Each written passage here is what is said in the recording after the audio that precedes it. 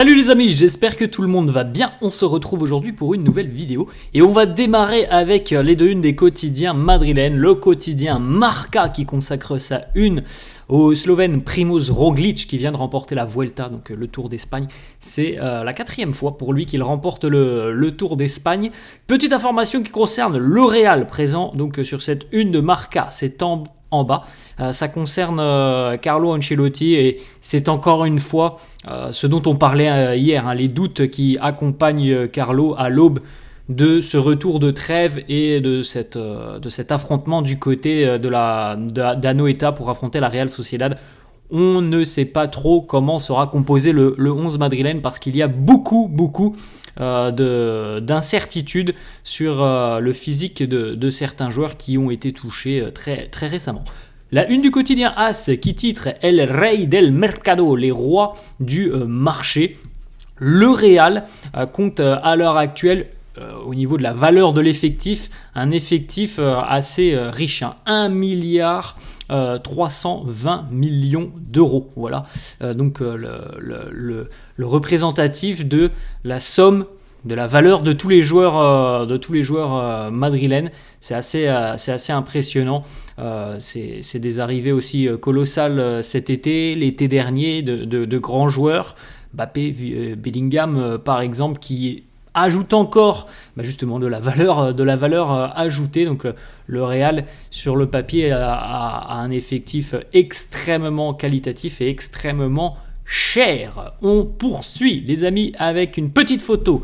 Les célébrations de l'anniversaire de Luka Modric avec la sélection croate. On en a parlé hier avec un très beau match de Luka, un très bon match, grand match avec le coup franc en prime, le coup franc inscrit en pleine lucarne, les 39 ans. Ça a été une très belle journée de dimanche pour Luka et hier pour son anniversaire, pour ses 39 ans.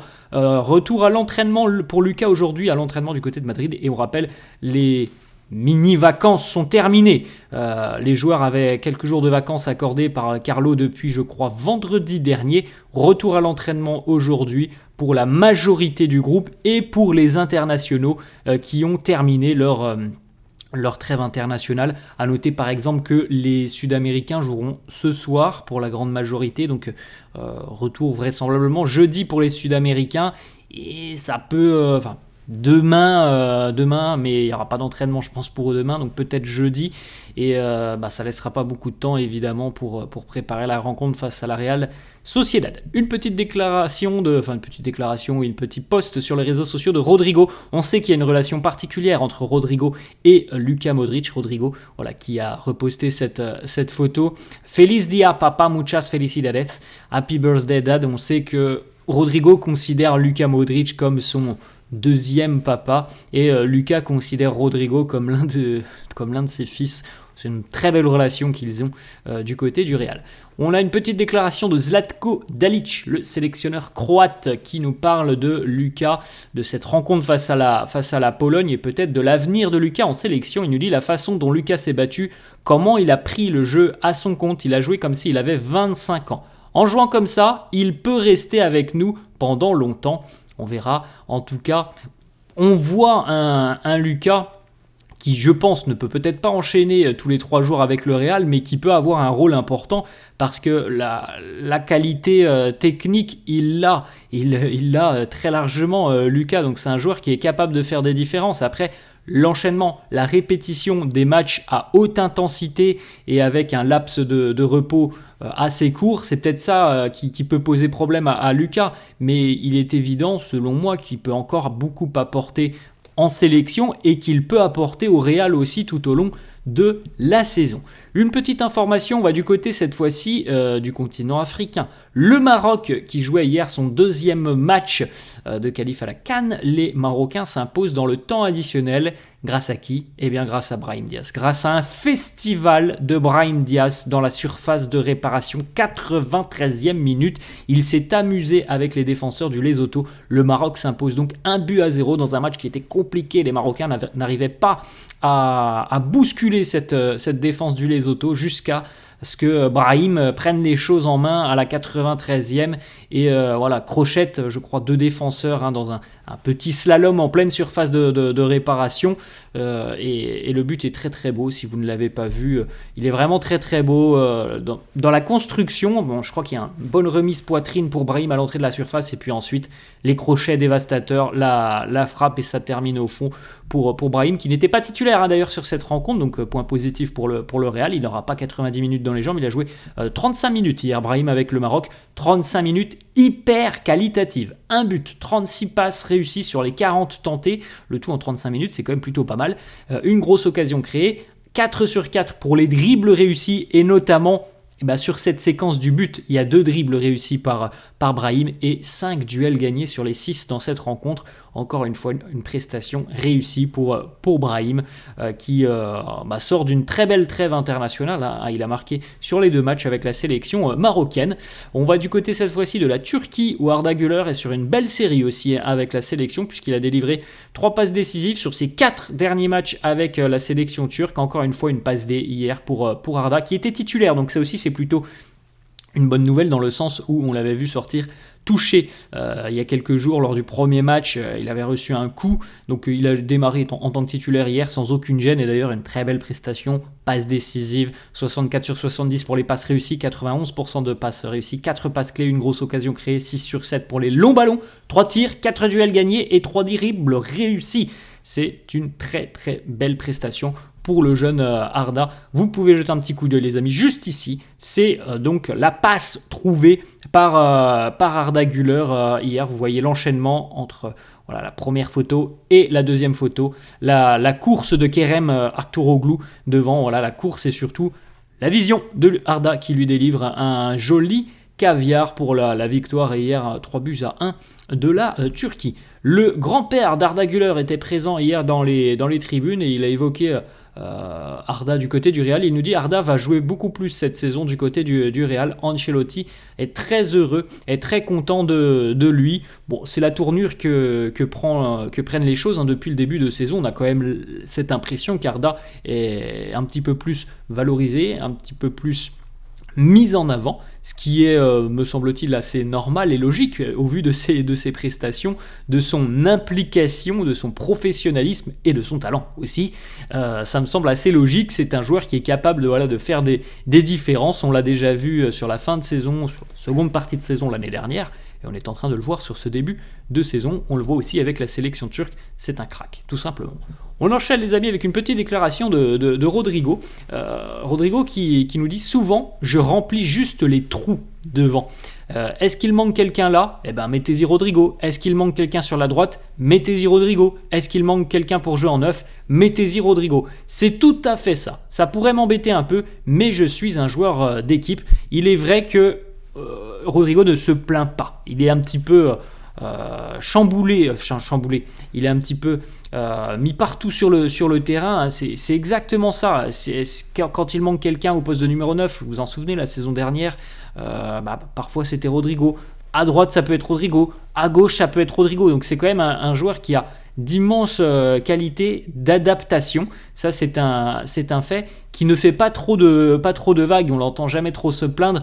Même si, il y avait eu les déclarations avant la finale de la Ligue des Champions, les déclarations, il y a aussi cet été où il a dit on verra comment se passera la saison. Je crois que c'était quelque chose un petit peu tourné comme ça, mais ça reste quand même, comme il le dit, un joueur d'équipe qui ne fait pas de vagues. C'est pas toujours simple, un coup à gauche, un coup à droite, un coup en neuf, c'est pas simple, un coup sur le banc aussi, c'est pas toujours simple pour Rodrigo, et je trouve quand même qu'il s'en sort plutôt bien, et c'est pour ça aussi, au vu de sa polyvalence, que je trouve vraiment dommage le fait de ne pas l'avoir récompensé d'un top 30 du Ballon d'Or. C'est évidemment pour moi un joueur qui mérite amplement sa place dans le top 30.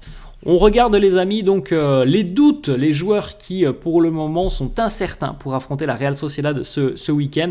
On a quand même un effectif un petit peu décimé. Alors on a des joueurs qui sont évidemment out pour cette rencontre. On rappelle David Alaba, Dani Ceballos et Camavinga, c'est les blessés de longue date. Mais on a aussi plusieurs joueurs importants qui peuvent potentiellement être disponibles ou qui seront peut-être aussi absents. Bellingham, Militao, Tchouaméni, ça ce sont les 3 joueurs qui sont incertains. On a Jesus Vallejo qui devrait être disponible et Ferland Mendy qui devrait lui aussi être disponible. Mais comme on l'a dit et comme on le répète, ça fait quand même beaucoup. Et Carlo doit commencer un petit peu à se creuser les méninges. Autre information sur le retour d'Eduardo Camavinga. Donc vous l'avez compris, normalement Bellingham, c'est une question de jours. Peut-être ce week-end. Tant mieux si c'est ce week-end. Sinon, ça sera vraisemblablement la semaine prochaine. Pour Camavinga, le retour est attendu pour début octobre. Donc, à peu près, vraisemblablement, un petit peu avant la prochaine trêve internationale. Alors, je pense qu'il ne sera pas sélectionné avec l'équipe de France par manque de rythme. Et tant mieux pour le Real, il reprendra tranquillement. Donc voilà. D'ici, à peu près 15 jours, 3 semaines, normalement, Eduardo devrait vraisemblablement être très proche du retour sur les terrains.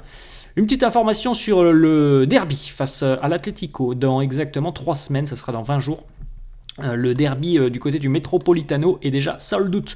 Sold out, donc guichet fermé. On est à 3 semaines de cette rencontre, c'est déjà à guichet fermé. La demande est très très importante pour ce derby entre l'Atlético et le Real. On rappelle que l'Atlético reste encore à l'heure actuelle la seule équipe à avoir battu le Real sur la dernière année civile. Si on reprend, on est le 10 septembre, on revient en arrière le 10 septembre l'année dernière. Il n'y a qu'une équipe qui a battu le Real, c'est l'Atlético, et à 2 reprises. Donc autant dire que c'est une équipe qui en général pose des problèmes au Real. On sait qu'avec Diego Simeone, le derby c'est un match à part évidemment. Donc cette équipe de l'Atlético qui a d'ailleurs fait un bon début de saison et a eu des recrues assez intelligentes cet été, c'est une équipe évidemment qui posera problème au Real. Ça on n'a pas de doute là-dessus. Ça nous promet un très grand match dans 3 semaines. Petite déclaration du président de l'Atlético, Enrique Cerezo, qui espère pourquoi pas retrouver le Real en finale de la Ligue des Champions. Il nous dit on doit jouer une nouvelle finale de Ligue des Champions contre le Real Madrid. C'était une magnifique vitrine pour la ville de Madrid.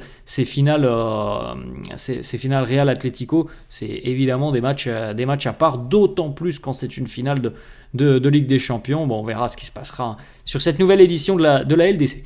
On continue avec une information du journaliste italien Matteo Moretto qui nous annonce que le Real est très intéressé par Xabi Alonso comme potentiel remplaçant à Carlo Ancelotti lorsque Carlo quittera le Real. Le Real apprécie énormément le profil de Xabi Alonso et pense qu'il pourrait parfaitement coller avec les objectifs du club. Je pense qu'on est tous assez d'accord là-dessus.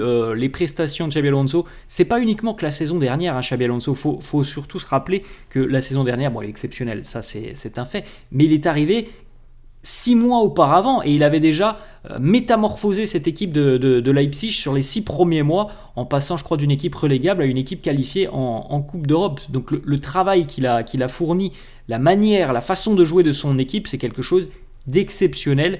En 1 an et demi, on a vu déjà toutes les qualités qu'il pouvait avoir. On a une autre information, là aussi ça concerne indirectement un petit peu le Bayer Leverkusen, Matteo Moretto toujours qui nous annonce que du côté du Real Madrid et des personnes qui travaillent dans le scouting du Real, on est très intéressé par Florian Wirtz, on suit très attentivement sa situation du côté de Leverkusen. On sait que ça peut être une piste assez sérieuse pour les prochains mercatos du Real, le génie allemand. Petite photo, Sergio Ramos, David Alaba, petite photo ensemble pour Ramos et David Alaba, numéro 4 sur cette photo. 2 petites infos pour terminer pour ceux qui joueront peut-être à FIFA, donc à EA Sport FC. Jude Bellingham, la note de 90 pour Bellingham sur FIFA, et puis vous pouvez découvrir, là c'est la liste des meilleurs joueurs FIFA, donc du top 10 FIFA par rapport aux notes des joueurs. On retrouve notamment Kylian Mbappé présent, on retrouve Jude Bellingham, on retrouve aussi Vini Junior. On a 3 joueurs du Real donc dans le top 10 des meilleures notes sur FIFA. Voilà les amis, la fin de cette vidéo, j'espère que ça vous a plu. N'hésitez pas comme d'habitude à lâcher un petit pouce bleu. Merci à tous ceux qui le feront, merci à tous ceux aussi qui s'abonnent à la chaîne, ça fait hyper plaisir. J'espère que la vidéo vous a plu, je vous souhaite une bonne journée et je vous dis à la prochaine. Ciao.